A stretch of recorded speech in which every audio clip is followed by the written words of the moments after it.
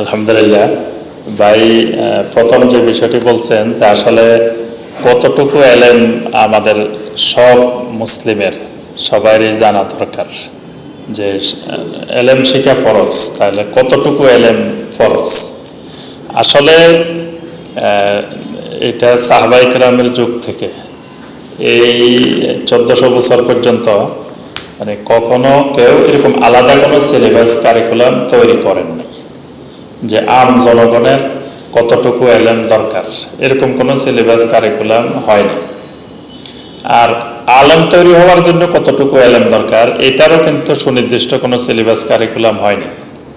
এটা যুগে যুগে বিভিন্ন অঞ্চলে, বিভিন্ন এলাকায়, বিভিন্ন দেশে ওইসব অঞ্চলের আলেমেরা মিলে একটা সিলেবাস তৈরি করছেন, ওই আলোকে ওই অঞ্চলে করা হয়। এখনো যেমন পৃথিবীতে ধরেন আমাদের এই ভারতীয় উপমহাদেশে কয়েক ধরনের সিলেবাস, দারুল উলুম দেওবন্দের সিলেবাস, আলিয়া মাদ্রাসার সিলেবাস, বিভিন্ন ধরনের সিলেবাসে আলেম তৈরি হয়। ঠিক সৌদি আরবের আলেমদের আবার আরেক সিলেবাসে তারা আলেম তৈরি হয়, আফ্রিকাতে আবার আরেক সিলেবাসে তৈরি হয়। এরকম যুগে যুগে এগুলো মানে এইভাবে চলছে।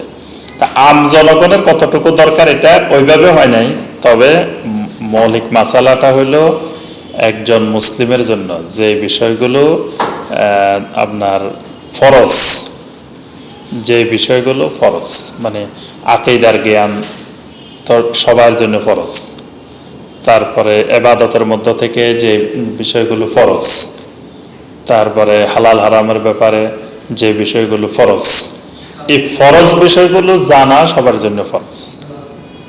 মানে এটাই হলো মূল মাসালা, এটাই হলো সীমানা, যে আপনার আকীদার ক্ষেত্রে যতটুকু আছে এটা সবাইকে জানতে হবে।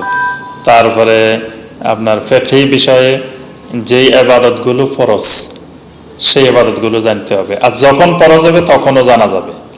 যেমন হজ যার উপরে ফরজ হবে, সে 60 বছরে হজ ফরজ হয়েছে, 60 বছর পরে সে যদি হজের জ্ঞান অর্জন করে কোনো অসুবিধা নেই, যখন হজ ফরজ হয়েছে।